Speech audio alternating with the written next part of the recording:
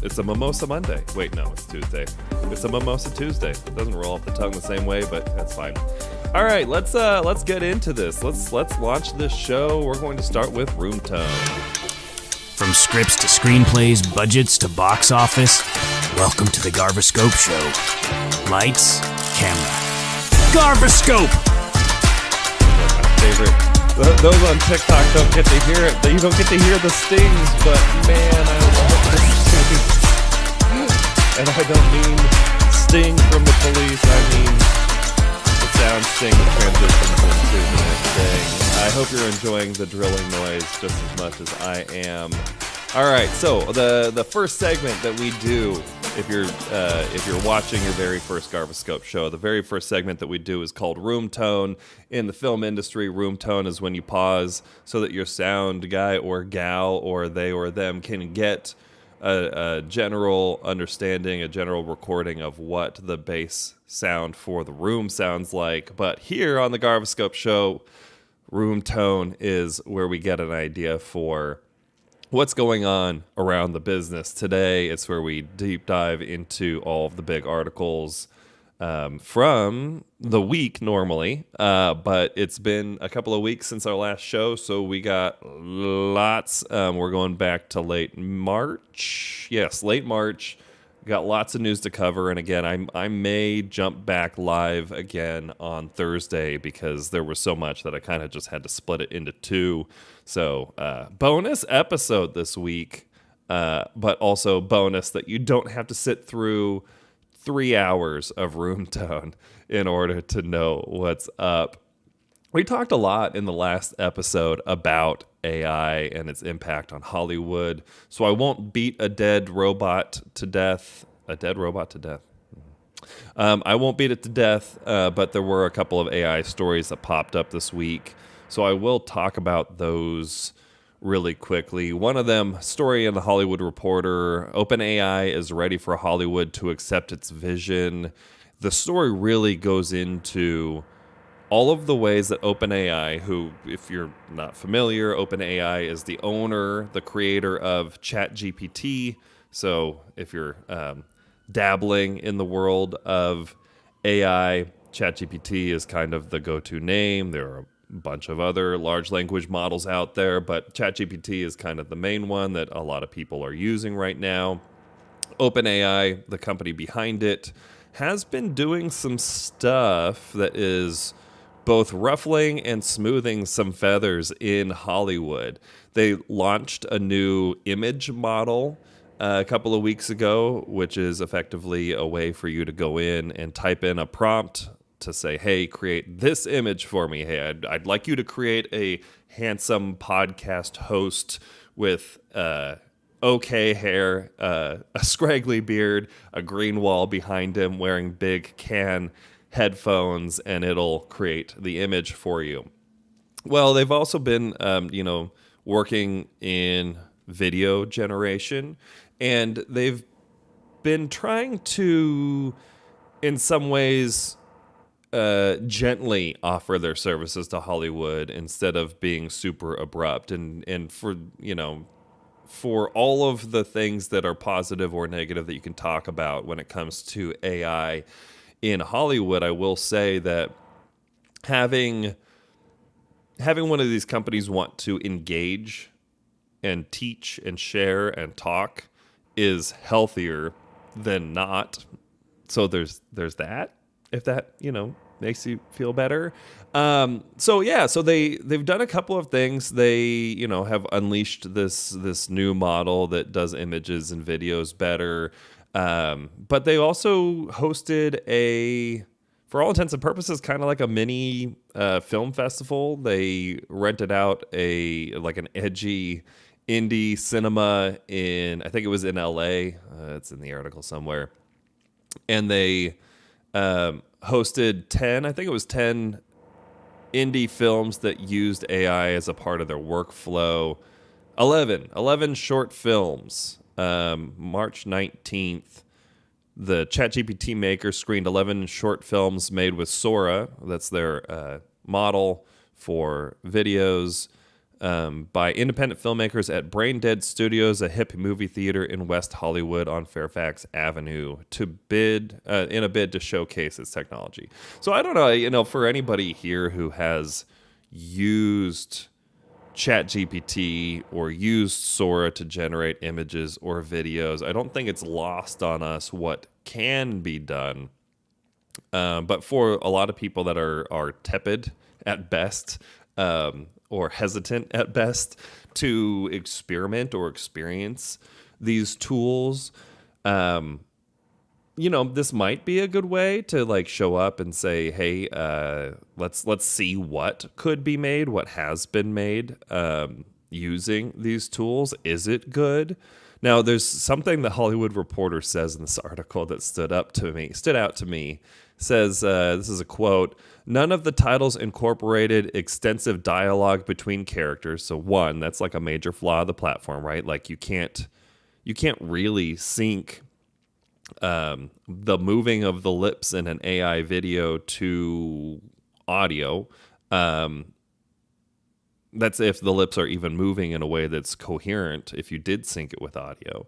Then it goes on to say narratives were sparse to non-existent.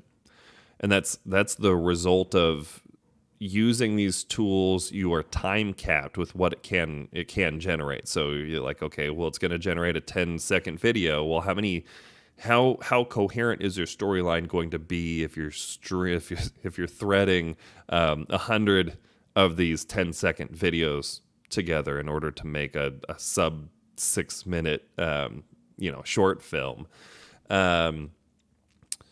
None of the titles incorporated extensive dialogue between characters. Narratives were sparse to non-existent, with more than one person commenting after the screenings. Some of the films were closer to commercials than short films. So that that's an interesting take. This is a short film festival that was put on by an AI generation platform. It was an AI company putting this on, and the best that they could do for that film festival was still content without narratives. I think that again, for everybody, I say this in every show, but for everyone who's hesitant or really like concerned about the power of AI and whether or not it could or will, because those could be two very different things, could or will take over jobs in Hollywood, I'll tell you that the way the technology is right now, the answer is no. And the people who are forcing it, the answer is no. We'll talk about it later in this episode, but maybe the more of that power exists and more of the opportunity for job elimination, opportunity and job elimination or elimination don't belong in the same sentence, but those potential uses of AI, we'll talk about it later in the show. But it was interesting. Again, this is the maker of these AI tools doing their best to put on a film festival using these tools, and the general vibe was incomplete stories, lack of narrative, felt more like a commercial, and a lack of the dialogue that really makes films human. So thought that was interesting. Wanted to share. Felt cute. Might delete later. Then there was this interesting story from The Verge. Movie studios are being financially rewarded for AI slop on YouTube. Now, I didn't know what to expect when I saw this headline, but I clicked on it because, like any good clickbait, it had me at hello, or it had me at movie studios, really. But really interesting read. So what The Verge is basically saying in this story is, and you've probably seen it, that if you go on YouTube, what was it? There was Andy Weir, the writer of The Martian, which was made into a Matt Damon film, wrote another book called, oh no, am I going to forget what it's called? I am going to forget what it's called. His book after that, because the next book was Artemis. The book after that is being made into a movie with Ryan Gosling, and the trailer for it was, okay, now I have to look it up. Andy Weir Project Hail Mary. Thank you. Okay, so Project Hail Mary has, I guess at this point, has been effectively made into a film starring Ryan Gosling. And at CinemaCon a couple of weeks ago, the trailer was shown. But the trailer was not published. At that time, it was not available. But if you, like me, the sci-fi nerd, went into YouTube and searched for Project Hail Mary trailer Ryan Gosling, you had all of this like crappy, just really bad AI generated version of what could be a trailer for Project Hail Mary. But it was really just like a supercut of scenes from First Man with Ryan Gosling and The Martian with Matt Damon. And you would think, oh, well, this is all copyright protected IP from the owners of Project Hail Mary, the owners of First Man, and the owners of The Martian. But they're still allowed on YouTube. Why, right? So what this story from The Verge goes into is that, and I'll just read this because I feel like they stated it pretty clearly. Some Hollywood studios are reportedly earning money from fake AI-generated movie trailers on YouTube against the wishes of the union representing actors. According to a report from Deadline, Warner Bros. Discovery, Paramount, and Sony Pictures redirected ad revenue to themselves instead of enforcing copyright protections and shutting down the popular Screen Culture and KH Studio trailer accounts. Here's the backstory behind this. If you don't know how YouTube ad revenue works, when you watch an ad on YouTube, part of the revenue that YouTube / Google make from you watching the ad goes to them, the corporation, and the other goes to the video creator. But if that video creator used copyrighted content, whether it was a copyrighted song or too long of a clip of a copyrighted video, if it gets flagged for that or reported for that, the person who owns that copyright can actually receive the ad revenue from that video instead of the account who posted that video. And so what's happening here is these really trashy, bad, annoying, horrible, despicable, use any adjective you want, or superlative, video accounts that are posting these really bad, really annoying, really fake trailers for these films are not being punished. They are just effectively being used for the revenue that the video generates, and that revenue is going to the studios who own the videos that were being stolen instead of just taking them down. So, look, 6 in one, half dozen in the other. If you are the owner of that content, would you rather have the ad revenue from the video, or would you rather have the slop taken down? Well, these corporations, because they are corporations, have decided to go the direction of the free money. I thought that was interesting, but that's kind of, the state of where we are. But it's also kind of telling about why we see these really bad movie trailers up here. So The Verge reports Screen Culture has 1.4 million subscribers and almost 1.4 billion channel views. KH Studios has 683,000 subscribers and 560 million views. So these studios are effectively using those as an opportunity to just continue to generate revenue, but generate revenue on the backs of people who are generating crap fake trailers. And I guess that means that these stupid fake trailers are in our future for at least some time to come. All right, so the next story, this one made waves. This one made some waves. It was in Variety. James Cameron says blockbuster movies can only survive if we, quote, cut the cost in half. and that he's exploring how AI can help without laying off the staff. I, in some ways, agree with the sentiment, and I also think that it is misguided. You know, James Cameron, like in the world of filmmakers, James Cameron is about as smart as they come. He is an engineer. He has built submarines. He runs startups. He uses all of this incredible, groundbreaking tech in his films. But he is constantly fighting for more on the budget thing, and not.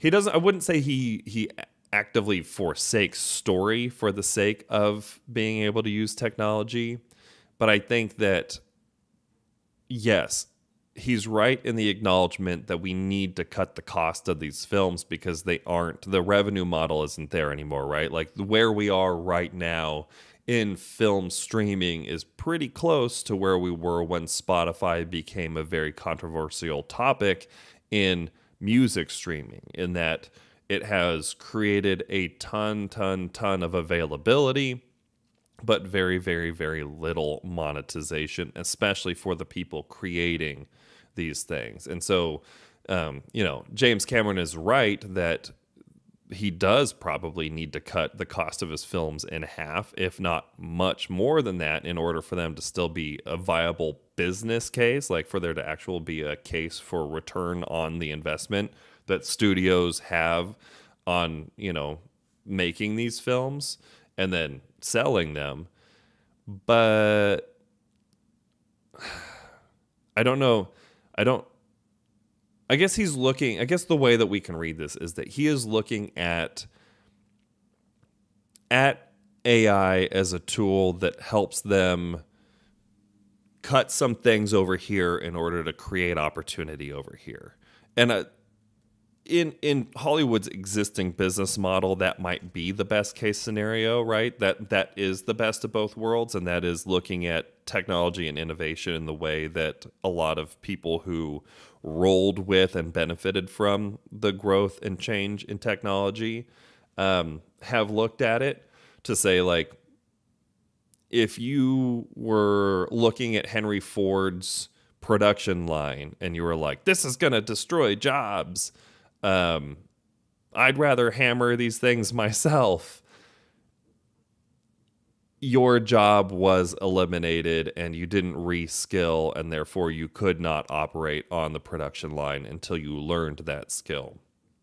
AI is capable of some things, it's not capable of other things, and the people who say, okay, I'm going to learn how to use AI for the things that it's good at so that I can do that for film productions and learn other skills where other opportunities exist, they are going to be the people that have longer careers in the film industry.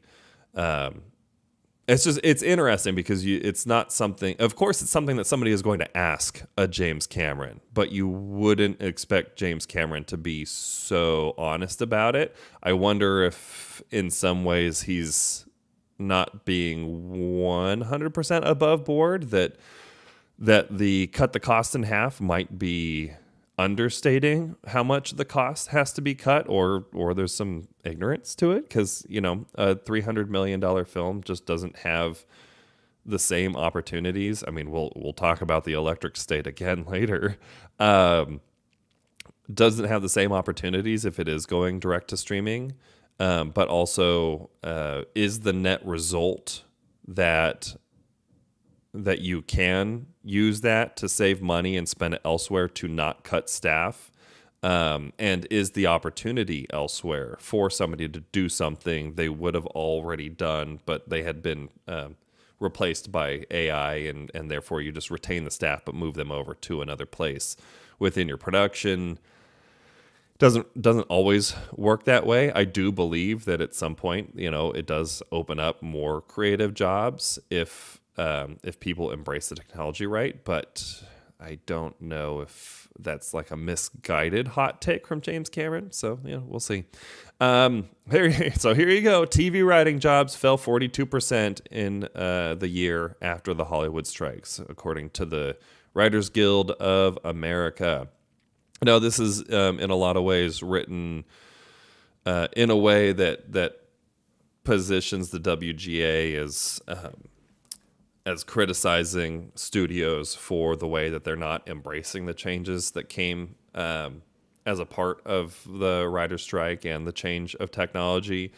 The breakdown of this was that it was nice. They looked at it by what career level you're at. So 42% of the decline. 42% decline 2023 to 2024. 40% of those were co-executive producer or higher level roles. 46 were mid-level positions and 42 were the lower level positions, which means the mid-level individuals were impacted the most and the high-level individuals were impacted the least, although, 42%, 46%, and 40% is not significant variance. So let's just say all writers were impacted. You know what? As a consumer, let me put on my consumer hat for a second and say, as a consumer, when I open up Netflix or whatever horrible platform I'm using to destroy society on any given day, and I am looking for something to watch, I am generally looking for a movie. I want a story that starts and ends in an hour and a half or 2 hours so that I can go to bed with the completed story. I'm not actively looking for new shows to watch. And I wonder sometimes what the general appetite is from people elsewhere in the world, if they kind of feel the same, where they're like, I don't want to start a show today. I just want to watch something real quick. I don't have 10 hours to burn. If it would be interesting, if Netflix or Hulu or Disney Plus or Apple TV Plus, whatever, spit out a year-end report of what I watched and when I watched it, I am willing to bet that I only ever start shows on the weekends where I'm like, oh yeah, I guess I might have 10 hours to spend on this, and I can open this can of worms and close it in the next 2 days. I don't do that with with anything during the week. If I'm going to watch something during the week, it's generally going to be a movie. I think I am exhausted with the level of shows and the level of commitment with shows. I wonder how much of, this TV writing jobs falling 42% the year after the Hollywood strikes could be looked at the same way. Now, I would... Before you pass judgment too deeply, I would definitely go read the full article. It's in the wrap, which means it's premium and it's gated. But if you do have a subscription, totally worth checking out. They go into some Bureau of Labor statistics. They talk about how this aligns or doesn't align with the job market in general right now, whether or not they're still forecasting growth or not. Yeah. Okay, the next one is from World of Real, which I think we can all agree it's time for them to find a better font, please, for their website. But the story is David Zaslav wants Warner Brothers to focus on big IP instead of filmmaker-driven projects. This came out last day of March. Here, I'm going to read a quote. I will quote from a quote in the story. Sources close to the situation say Zaslav wants to focus on big IP versus the sort of filmmaker-driven fare that Abdi and DeLuca were known for. He's also said to be unhappy with the amount of money the two are spending on these non-IP projects. Abdi and DeLuca allies say the two executives are consummate professionals and are resigned to the fact that their fate at Warner's is uncertain amid changing climate. The story basically goes on to say that they're, Mickey 17 and Alto Nights being two really great, recent, very warm examples are examples that Warner Brothers and executives at Warner Brothers over-invested in indie films that were way higher budget than they should have been, given that they were indie films. And that the knee-jerk reaction from the organization and its leadership, David Zaslav, is to just say, look, hey, we're going to only invest in known IP, things that we know are going to perform, because in the last couple of years, we have spent here and earned here on projects that we knew were going to be spent here and earn here. So, look, you can't fault a business for making the business decisions that they need to make, but it's just, if you are a filmmaker centric executive in Hollywood, then you need to make sure that the amount of money you are spending on filmmaker centric projects is in line with how much money they will make. Banyu Kim is an incredible filmmaker, and of course, Mickey 17 is an incredible film, but would you have expected it to make multiple hundreds of millions of dollars? No.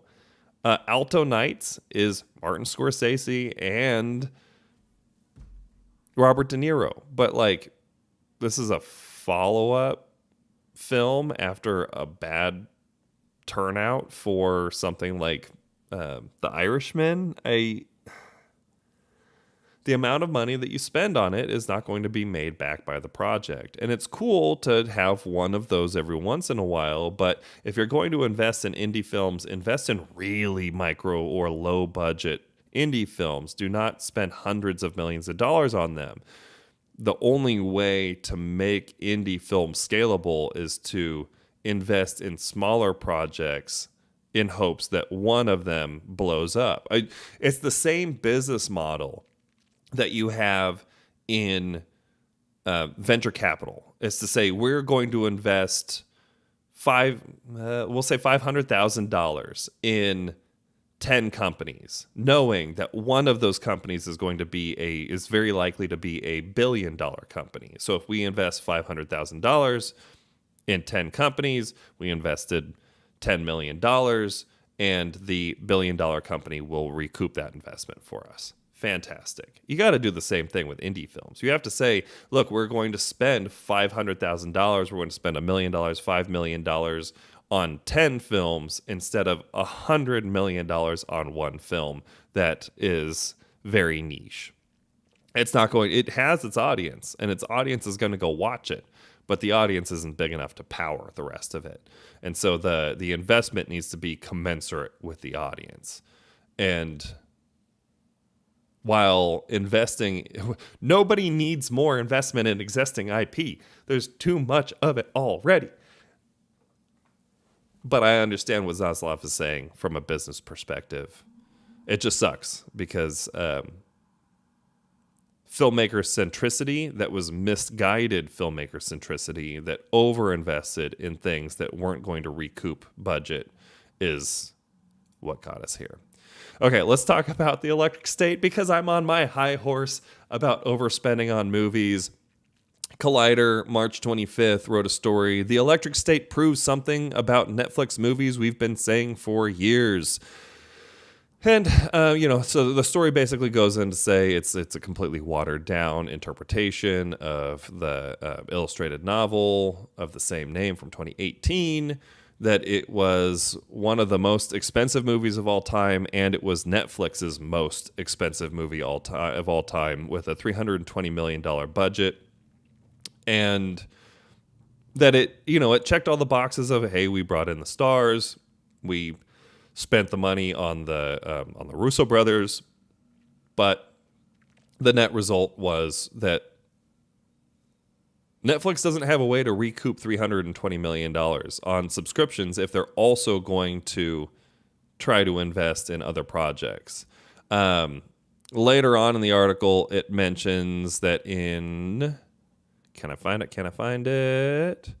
In 2021, Netflix announced they'd be dropping a new movie every week. Ooh. Before changing their tune in 2023, reducing the number of new releases per year to prioritize quality over quantity. I don't think that a platform like Netflix and the current market economics and the demand of us as consumers will allow Netflix to stay a viable business model if they do not diversify and invest in smaller projects that address niches. We want new content almost every day. We log into Netflix almost every day and we see nothing new, nothing that's relevant to us, and then we feel like our subscription is not worth what we're spending on it. And so when Netflix says they're going to spend less, they're going to spend the same amount of money, but on fewer $320 million movies instead of more $1 million movies, we, the beneficiaries of that spending and the people who are also giving that money to Netflix to spend on our behalf, which is really what's happening on content, aren't getting what we want out of the deal. But yeah, it's just, it was they at some point list them. It was so the Electric State, the Gray Man, Red One, all of these $100+ million projects. None of them are returning on their investment for Netflix. They are not bringing in subscribers. They are not retaining subscribers. And at some point, Netflix is going to have to change that business model. They're going to have to invest in indie, low budget and micro budget films in order to continue to bring in and maintain subscribers. All right. And that takes us to an IndieWire story. March 31st, even the most successful indie directors can't make a living. Why? So it says, producer Alex Sachs breaks down the financials of making an indie film in 2025 and why even Sean Baker and Brady Corbett struggle to make ends meet. It kind of started with Sean Baker's acceptance speech at the Oscars for Anora. Brady Corbett did The Brutalist, and both of them have basically been saying that they made no money on those projects.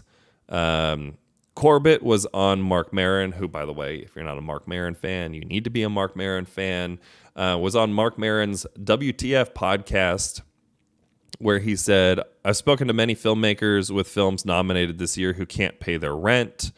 Both my partner and I made $0 from the last 2 films we made. Yes, actually 0. So we just live off of a paycheck from 3 years ago. Sean Baker kind of acknowledges the same thing. How do you support yourself with little or no income for 3 years? People give Baker credit for being able to do this because of just sheer force of will and knowing that this is what he's good at and this is what he needs to be doing, and he's just going to find a way to make it work. But how are these filmmakers with these huge projects, with huge regale, not making a profit? The story breaks it down, basically saying, here, I'll read it for you.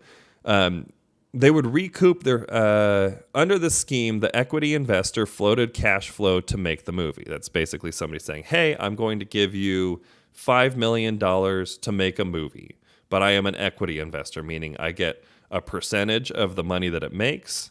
In this case, saying that they get a 20% premium, basically saying I'm going to get 20% of that $5 million back in addition to the $5 million. So they would recoup their $5 million investment plus a 20% premium. So $6 million goes to the investor. The sales agent who brokers the deal then takes a 10% fee from the sale, which, by the way, sales agents can make somewhere between 10 and 30% commission on their sale. So 10% is being generous to the filmmaker in this case. So the sales agent would also take a 10% fee from the sale. That's $700,000. From the $7 million sale, that leaves $300,000 to split between the investor and the filmmakers. So let's say they had a 50-50 deal. 50% goes to the filmmakers, 50% goes to the investor. That's, $150,000 only that goes back to the creative team, which includes producers, writer, director, and crew members. So there you go. So the people who worked on a film like Anora, if it sells for $7 million and it costs $5 million to make, are splitting $150,000. That is their paycheck for that project. That's pretty bad. Under the same $5 million hypothetical budget, the director drew a salary for their services during production. However, if a film takes 3 years to make, it could be less than minimum wage. And there you go. That's how you get somebody like Sean Baker winning all these awards for a film like Anora and then making almost no money off of it. Or no money. Literally no money is, what he said. Now, this is a guy who made Tangerine on an iPhone, with like an iPhone 6 back when. And so he's not a stranger to being scrappy, but this is an example of a succubus of an industry taking advantage of filmmakers who are making good content, making tons of money off of those filmmakers and leaving those filmmakers nothing. It is fighting the urge to swear. It is effed up.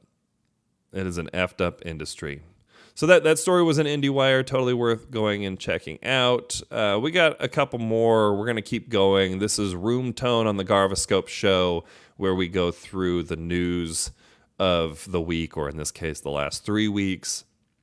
After that, we're going to get into some more fun and dialogue about the business side of the film industry. I'm the host, Ben Garvis. And let's keep going. So, it's so much bleak news. So much bleak news in the world of Hollywood right now. LA soundstage occupancy declines to new low of 63% in 2024 with no signs of improvement. This was a story in Variety basically saying that, when the tax incentives in California and LA dried up, so did demand for the business. Everyone is moving largely to Canada or Europe or China or, anywhere else really to do their business. And the net result is in 2023, a total of 1,225 projects filmed in the 477 stages included in Film LA's analysis. These projects generated 8,671 SSD, fewer than were recorded in any studied period except for 2020 when the COVID-19 pandemic shut down Hollywood. Yeah, so all those studios are just largely, not largely, but about a little bit under half are sitting empty on any given day. No projects being produced. They have moved entirely elsewhere. Oh, yeah. You know what? I threw the story in here. It's a premium story in Variety, but it's about, Mickey 17 being just the first big risk Warner Brothers needs to make in 2025. This kind of stands in unfortunate opposite of what Zaslav was saying in the article we talked about earlier.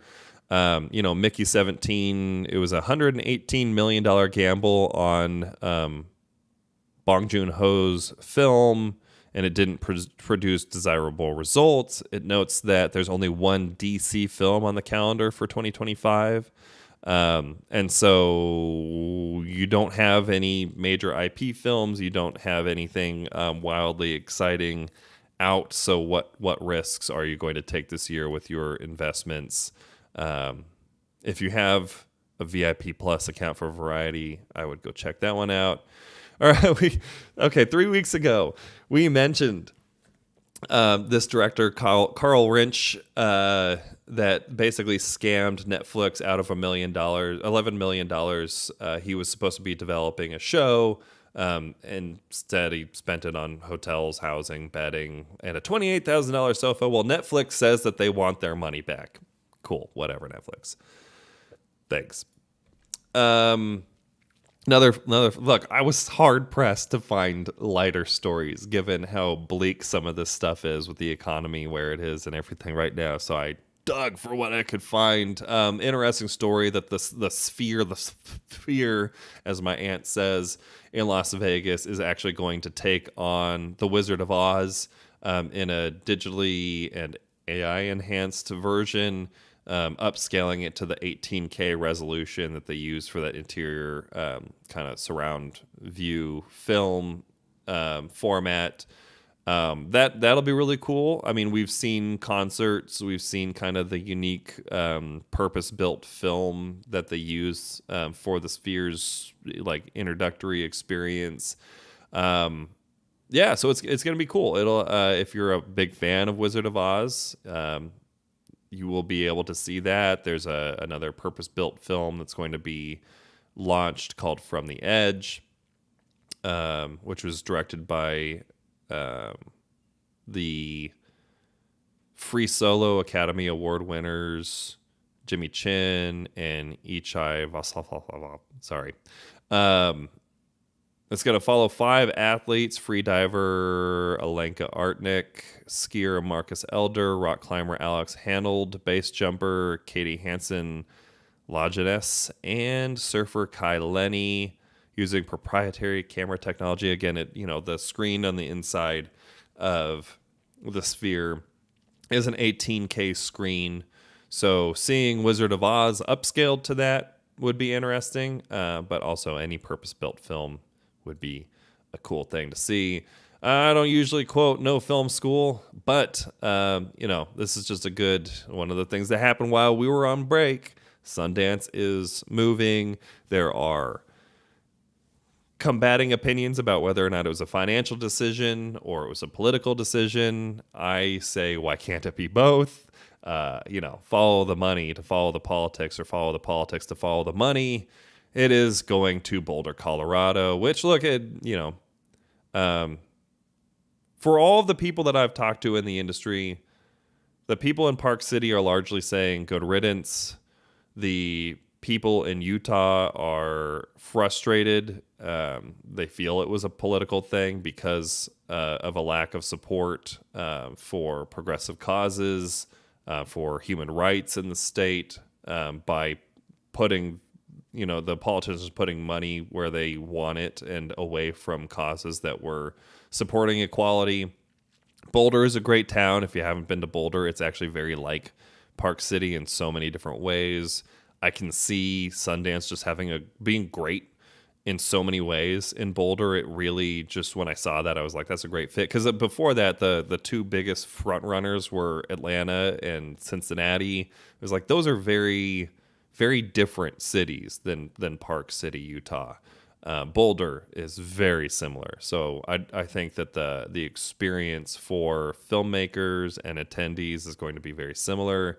It sucks. It sucks for the people whose jobs were supported and financed by Sundance, in the entertainment and the hospitality industries in Sundance, or in Park City, Utah.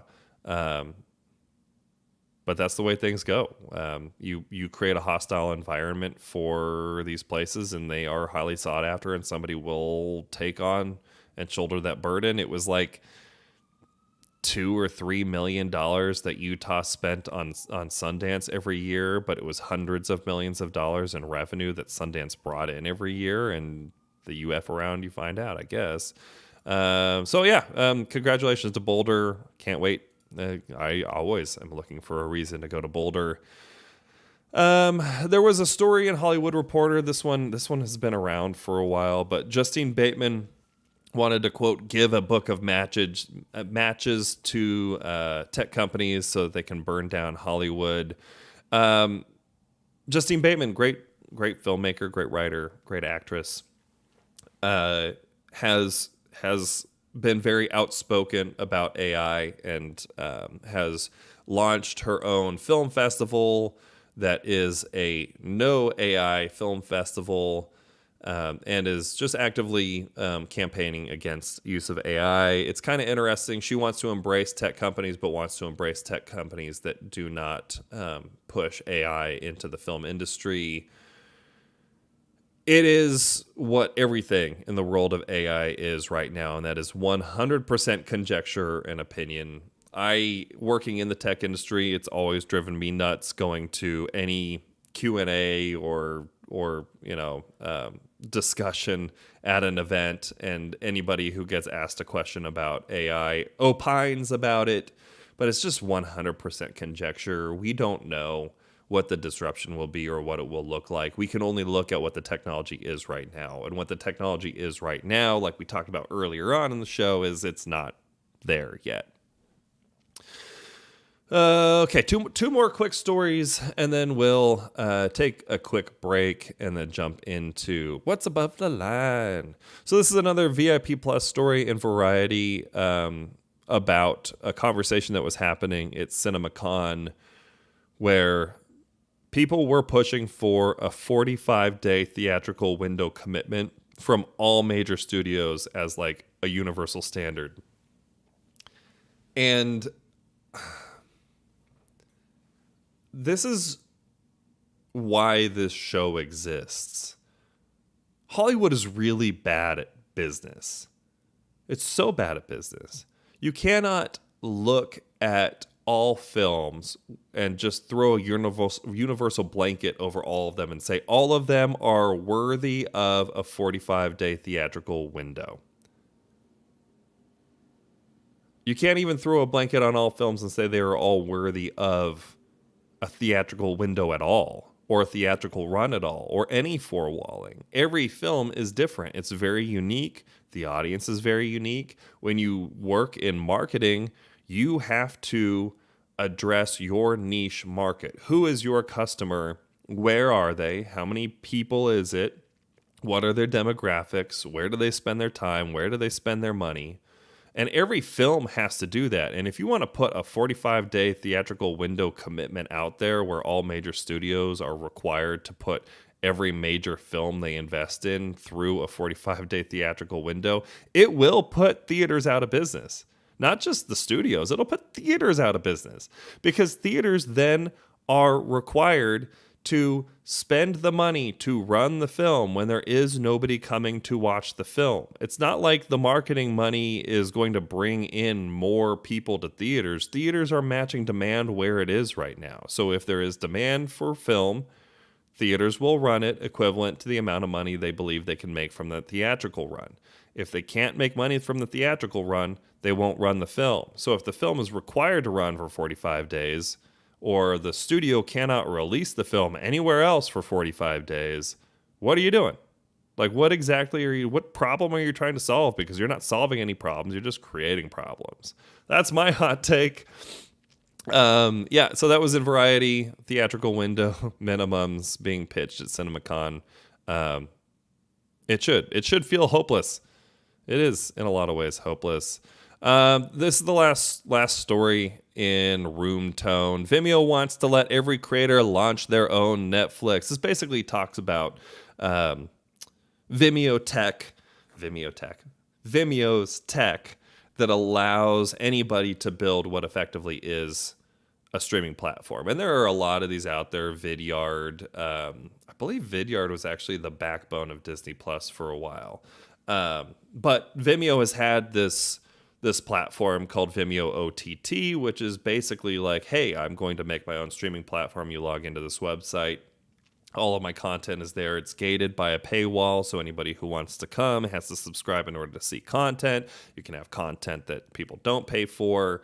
That technology has been around forever. I think largely, they don't talk about it here, but I think largely what this story is talking about is that Vimeo has rebranded their OTT solution into being called Vimeo Streaming.